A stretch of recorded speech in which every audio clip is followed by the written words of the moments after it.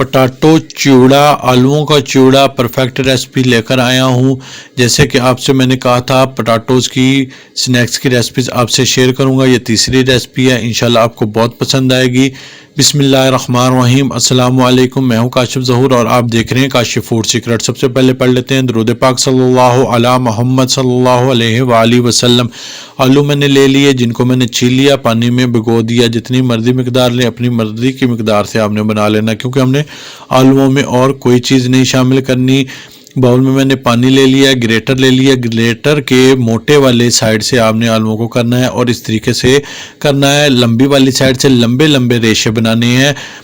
आलू को हमेशा लंबा रख कर करना है, आपने ऊपर से लंबी वाली साइड से, चौड़ी वाली साइड से नहीं रखना, लंबी वाली साइड से रखना है ताकि लंबे लंबे रेशे बने। इस तरीके से ही मैं सारे आलूओं को कर लेता हूँ और आपसे मिलता हूँ। देखें, सारे आलूओं को मैंने कर लिया, रेशेदार बना लिया। हाँ जी, इसमें दो तीन चीज़ों का बस आपने ख्याल रखना है, आपके परफेक्ट बनेंगे, नहीं तो सारे आलू, सारा ऑयल आपका ख़राब हो जाएगा। हमने इसके अंदर से स्टार्च मुकम्मल तौर पर ख़त्म करना है। हाँ जी, मुकम्मल तौर पर ख़त्म करना है। इसलिए सबसे पहले हम इसको 3-4 पानी के साथ इसको वॉश करेंगे। फिर उसके बाद क्या करेंगे स्टार्च ख़त्म करने के लिए, वो भी आपको बताता हूँ। आपने 3-4 दफ़ा इसका पानी चेंज करना है और इसको अच्छे से वॉश करना है।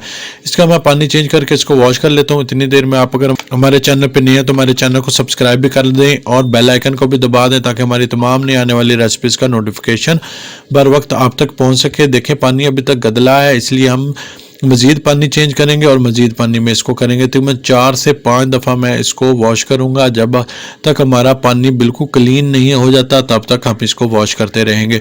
ये तक मैं चौथी 5वीं दफ़ा मैंने किया है। देखिए, पानी हमारा बिल्कुल साफ़ है, अब बिल्कुल गदला नहीं हुआ, इतना ही हमको चाहिए।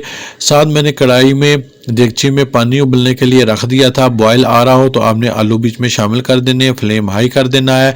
बॉयल इसका फ़ौरन से ख़त्म हो जाएगा। घड़ी के टाइम के मुताबिक 2 मिनट आपने इसको बॉयल करना है।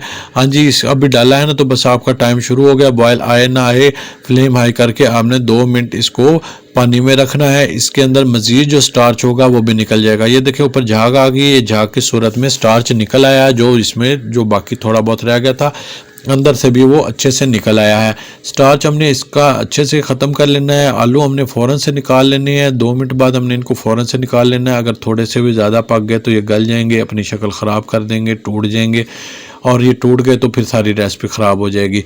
मज़ीद आगे इसके फ्राई करने का तरीका वो आपने लाजमी देखना है। एक यूनिक तरीके से इसको हमने फ्राई करना है, तभी तो ये अच्छे से बनेंगे और ऑयली नहीं बनेंगे।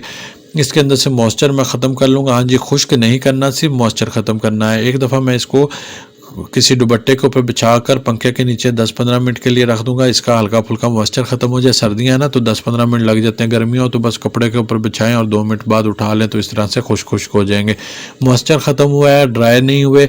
ऑयल हमारा अच्छा गर्म होना चाहिए, जैसे पूड़ी के लिए गर्म होता है ना, ऐसा अच्छा होना चाहिए। और आपने बीच में आलू डाल देने, अच्छे गर्म ऑयल में ही आप डालेंगे तो आपके अच्छे बनेंगे। अब देखें, मैं इसको अच्छे गर्म ऑयल था, लेकिन मैंने इसका फ्लेम बाद में मीडियम कर दिया था। जब हमारा ऑयल अच्छा हाई गर्म हो जाए ना, तो आपने उसके बाद फ्लेम मीडियम कर देना है और फिर आलू बीच में डालने हैं। जब इसकी झाग बिल्कुल ख़त्म हो जाए तभी आपने आलूओं को निकाल लेना। जब ये देखें झाग बन रही है ना, जब ये मुकम्मल तौर पर झाग ख़त्म हो जाए तो मतलब आपके चूड़ा बेहतरीन बन गया। आपने इसको डिश आउट कर लेना है। बिल्कुल ये क्रंची बनेगा, सॉफ्ट नहीं होगा और ऑयल भी सोग नहीं करेगा। इसी तरीके से 2-3 वेजेस में मैं इन सबको फ्राई कर लेता हूँ। देखें, ढेर सारे बनकर तैयार हैं। आप इस पॉइंट पर इनको सेव कर सकते हैं, किसी भी एयर टाइट बॉक्स में डाल लें, लेकिन ठंडा करने के बाद। अब ये बिल्कुल फीके हैं। इसका मसाला हम तैयार कर लेंगे। 1/2 टी स्पून मैंने नमक लिया है, 1/2 टी स्पून ही चाट मसाला मैं लूँगा और 1/2 टी स्पून मैं लाल मिर्च पाउडर लूँगा। अगर आप खट्टा पसंद करते हैं तो 1/2 टी स्पून आमचूर पाउडर भी शामिल कर लीजिएगा। मसाला हमारा तैयार है। ऊपर मसाला डालकर हम इसको अच्छे से मिक्स कर लेंगे। बेहतरीन चूड़ा हमारा बन गया है। चाय का टाइम हो तो बॉक्स में से निकालें और इसको खा लें। अगर आपको हमारी ये रेसिपी पसंद आई है तो अपने फ्रेंड और फैमिली के साथ ज़रूर शेयर करें। कमेंट्स बॉक्स में अपनी राय का भी इज़हार करें। हेल्दी पकाएं, हेल्दी खाएं। अपना और अपनों का बहुत ख्याल रखें। मुझे भी अपनी दुआओं में याद रखें। काशिफ फूड सीक्रेट से काशिफ को दें इजाज़त। अल्लाह हाफिज़।